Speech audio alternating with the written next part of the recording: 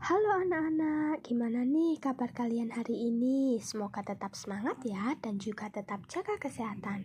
Karena akhir-akhir ini lagi banyak banget yang sakit.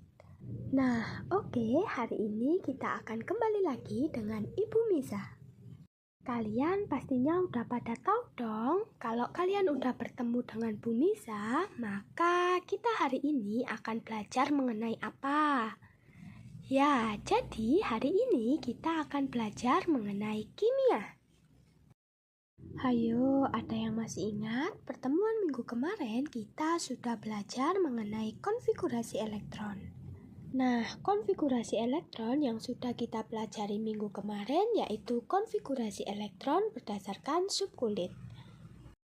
Adapun beberapa aturan yang digunakan dalam penulisan konfigurasi elektron berdasarkan subkulit. Salah satunya yaitu prinsip Aufbau. Nah, seperti yang telah kita pelajari pada pertemuan minggu kemarin, prinsip Aufbau merupakan pengisian elektron dari subkulit dengan tingkat energi terendah hingga subkulit dengan tingkat energi tertinggi. Nah, penulisannya dimulai dari 1s2 hingga 8s2. Nah, di sini Ibu memiliki contoh yaitu unsur aluminium dengan nomor atom 13. Nah, konfigurasi elektronnya yaitu 1s2, 2s2, 2p6, 3s2, dan 3p1. Oke, pastinya kalian masih ingat semua kan? Nah, sekarang kita akan belajar mengenai apa ya? Jadi hari ini kita akan belajar mengenai dua hal. Yang pertama yaitu penyingkatan konfigurasi elektron berdasarkan gas mulia, dan yang kedua yaitu penentuan golongan dan periode berdasarkan konfigurasi elektron subkulit. Nah, pada penyingkatan konfigurasi elektron berdasarkan gas mulia ini, perlu kalian catat bahwa kalian harus menghafalkan unsur-unsur yang berada pada golongan 8A, dari unsur helium hingga unsur radon, beserta dengan nomor atomnya. Nah, seperti unsur helium, dia memiliki nomor atom 2 sehingga konfigurasi elektronnya 1s2. Kemudian unsur neon memiliki nomor atom 10 dengan konfigurasi elektron 1s2, 2s2, dan 2p6. Kemudian unsur argon memiliki nomor atom 18 dengan konfigurasi elektron 1s2, 2s2, 2p6, 3s2, dan 3p6, dan seterusnya hingga unsur radon. Nah, agar kalian lebih mudah memahami, di sini Ibu sudah memiliki 3 contoh unsur, yaitu unsur sulfur, bromium, dan cesium. Nah, pada sisi kiri di sini Ibu sudah memiliki konfigurasi elektron berdasarkan Aufbau, dan di sebelah kanan Ibu memiliki konfigurasi elektron berdasarkan penyingkatan gas mulia. Nah, di sini pada unsur sulfur yang memiliki nomor atom 16 dituliskan konfigurasi elektronnya berdasarkan Aufbau yaitu 1s2, 2s2, 2p6, 3s2, dan 3p4. Nah, pada sisi kanan, sulfur yang memiliki nomor atom 16 menggunakan singkatan gas mulia yaitu neon yang memiliki nomor atom 10, sehingga kita perlu menuliskan sisanya saja. 10 ditambah 3s2, 3p4, dia memiliki nomor atom 16. Dari sini paham? Kemudian di sini Ibu memiliki contoh unsur bromium yang memiliki nomor atom 35, di mana konfigurasi elektronnya berdasarkan Aufbau dituliskan 1s2, 2s2, 2p6, 3s2, 3p6, 4s2, 3d10, 4p5. Nah, sedangkan pada penyingkatan konfigurasi elektron berdasarkan gas mulia, atom bromium yang memiliki nomor atom 35 menggunakan penyingkatan unsur argon yang memiliki nomor atom 18, sehingga kita hanya perlu menuliskan sisanya saja, sehingga 18 argon ditambah dengan 4s2, 3d10, dan 4p5.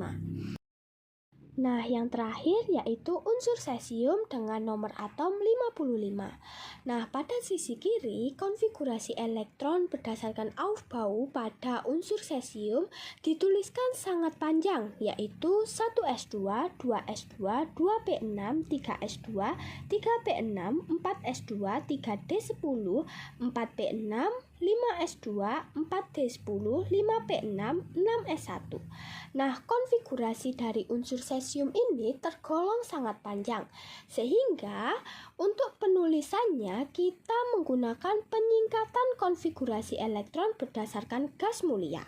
Nah, unsur cesium tersebut menggunakan penyingkatan unsur xenon yang memiliki nomor atom 54, sehingga sisanya hanya satu elektron, yaitu dituliskan 6s1. Dari sini paham semua anak-anak?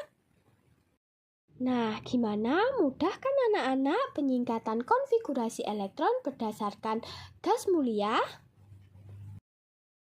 Nah, oke, sekarang kita lanjut pada penentuan golongan dan periode berdasarkan konfigurasi elektron subkulit. Nah, kemarin kalian masih ingat nggak saat kita belajar konfigurasi elektron berdasarkan kulit pada atom bor, kita hanya bisa menentukan golongan dan juga periode pada unsur-unsur yang terletak pada golongan utama atau golongan A. Nah, sedangkan pada konfigurasi elektron subkulit ini kita bisa menentukan semua golongan dan periode dari unsur yang ada pada tabel periodik, baik dari unsur golongan utama, golongan A, ataupun unsur pada golongan transisi atau golongan B.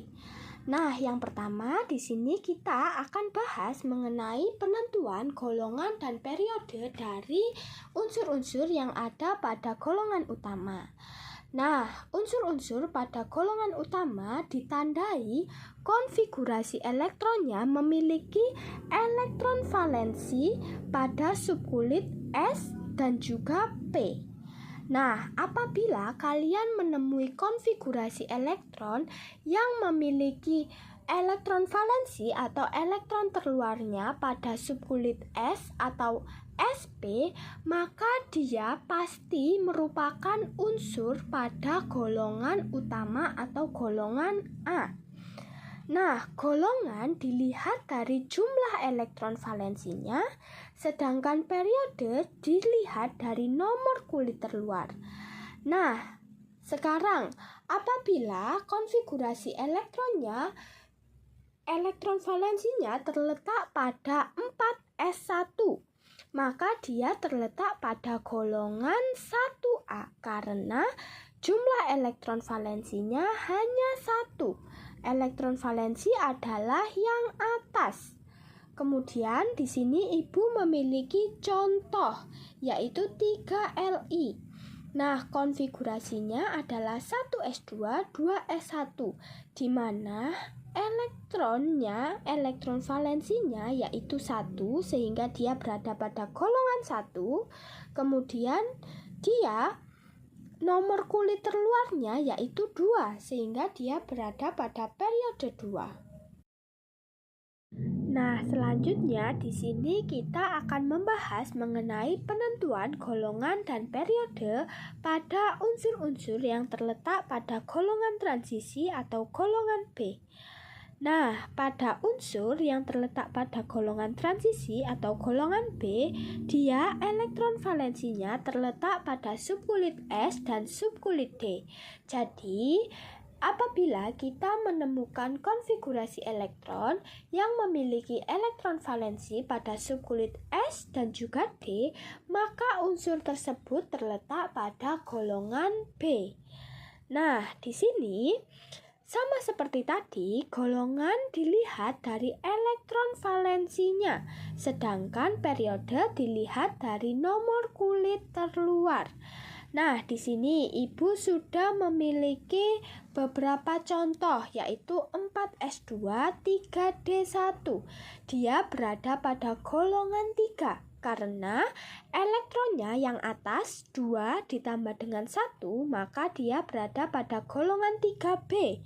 sedangkan berada pada periode 4 karena kulit terluarnya berada pada kulit keempat. Paham? Nah, yang bawahnya sekarang 4s2 3d2. Dia berada pada golongan 4 karena elektron valensinya yang atas 2 ditambah dengan 2 berarti dia berada pada golongan 4. Sedangkan dia berada pada periode 4 karena kulit terluarnya adalah 4. Nah, kemudian selanjutnya yaitu 5s2 4d3.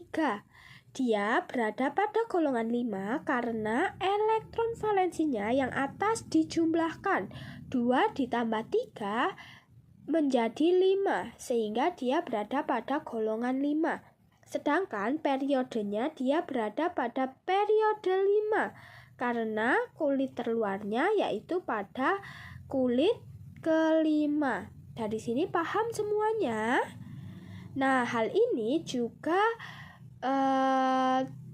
berlaku untuk golongan 6 hingga golongan 7. Nah, di sini perlu kalian ingat bahwa pada golongan B ini terdapat 3 golongan 8. Nah, di situ dari golongan 8-nya yaitu dari Fe, kemudian Co, kemudian Ni.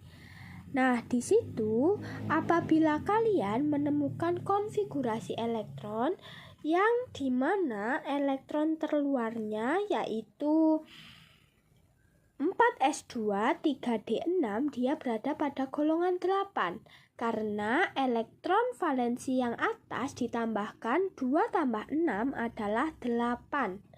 Paham?